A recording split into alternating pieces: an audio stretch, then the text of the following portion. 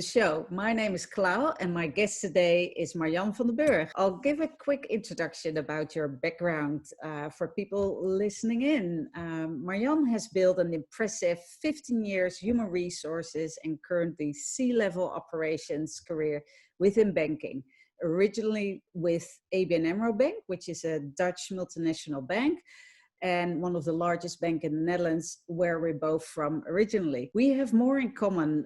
We both studied at the Erasmus University in Rotterdam, where Marjan got her Master of Science, but we met here in Sydney through our Dutch network called Dutchlink. Marjan is very active in her community whilst raising 2 kids. She runs half marathons and 10-kilometer charity runs. So I'm really looking forward to learn more about how she does it all and hearing about her take on shifting leadership. So Marjan, what's your take on adaptability and where do you see the biggest opportunity to adapt? Look, I think it's a really good question, and one obviously with all of the changes in the world, we've all had to stop and reflect a little bit on our own adaptability. Yeah. While I think in times where we're more settled as leaders, we should retain the focus on the medium to long term. I recently heard a speaker who actually advocated that in times of turmoil and lots of crisis, we're better off considering now, near, next. And that model really resonates with me. I think the best way I can support my team and give the best to my stakeholders is by listening, pivoting, rather than rigidly sticking to the old playbooks. And I think oftentimes that means taking a step back and thinking, what do my stakeholders need from me right now? And I think the best opportunities to adapt come from listening to those cues in the environment around me. And I think as leaders, we just need to be open-minded enough to hear them and to take them in and to take that feedback on board. You mentioned in your introduction that I've recently shifted my career. So about 6 months ago, I took a big leap of faith, left HR and took on an operations role. I am out of my comfort zone every single day, and it's exhausting. But at the same time, it's been really rewarding. When I look back and I think about all the things I knew nothing about, and things I actually feel like I understand today. And it's really come from being open and being vulnerable with my team and with others around me, enough to admit, I actually don't know enough about this, please tell me more. I think, again, that's where that adaptability comes in, and showing a bit of vulnerability. People tend to respond really well to that, in my experience. And what would you say in times of pressure, how do you ensure that strategic thinking still is a priority? Well, look, you obviously just heard me talk about advocating for less long-term thinking, but that doesn't mean that I think strategic thinking isn't important. I think right now, when everyone is under so much pressure, and we are sort of coming out hopefully on the other end of that now, but everyone's worries about their family's health and well-being, financial well-being, homeschooling kids, it's really not been easy for anyone. I think one of the lessons I learned very early in my career, one of my managers was a smoker. And when he was faced with a challenge, he would always excuse himself, go outside, walk around the block, have a cigarette. And he'd come back in and he was just so full of purpose and really determined, right, this is what we're going to do. Here's how we're going to punch the challenge. And what I took from that is not the bad habit of smoking, but the walk around the block. And sometimes it's metaphorical. It's just taking a bit of a step back. But actually, I find walking really does help. Taking myself out of the situation and reflecting back on what is it that we're trying to achieve? Why is this such a problem for us?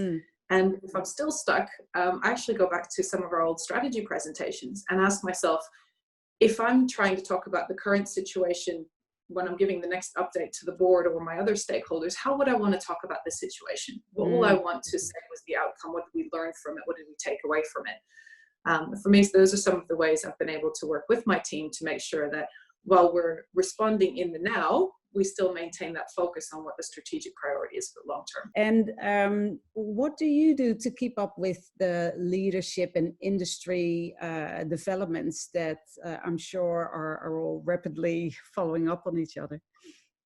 Oh, exactly. Look, I'd love to tell you that I'm very disciplined and organized and that I have time set aside for that. Unfortunately, it's a lot more ad hoc than that in my life. I'm a big runner. I really enjoy going out in the mornings. I find it sets me up really well for the day. And my favorite habit, I don't listen to music when I run. I listen to lots of podcasts, and I try and make those something where I get some information about what the developments are. I find it's a really nice way for me to feel like I'm being super productive, getting my exercise and learning something. At the moment, I'm listening to Adam Grant's Work Life podcast. It's one of my favorites. I think he's got a lot of really great insights.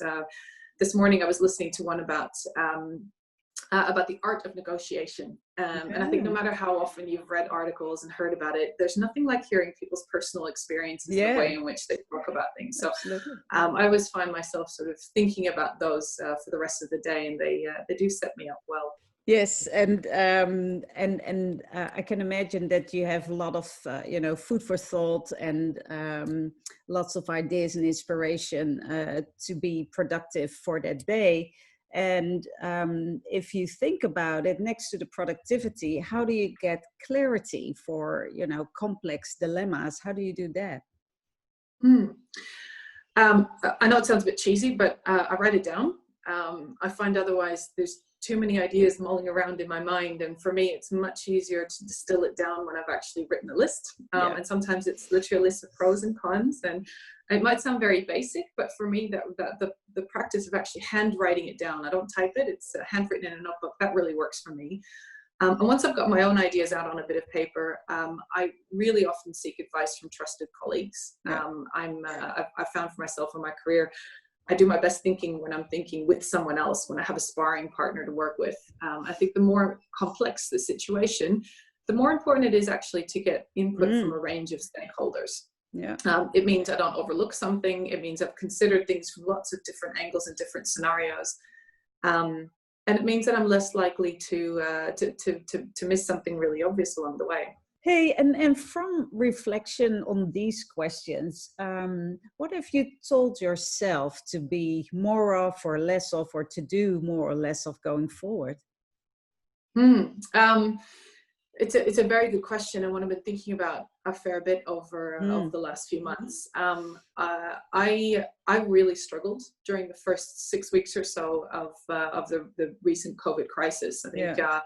Like many people, I was suddenly at home full time, trying to balance homeschooling 2 little kids, trying to learn how to do a new role. I'm really lucky. I had lots of good support at home, but mentally I really struggled to keep focused. And I think it's just, I was mentally really tired.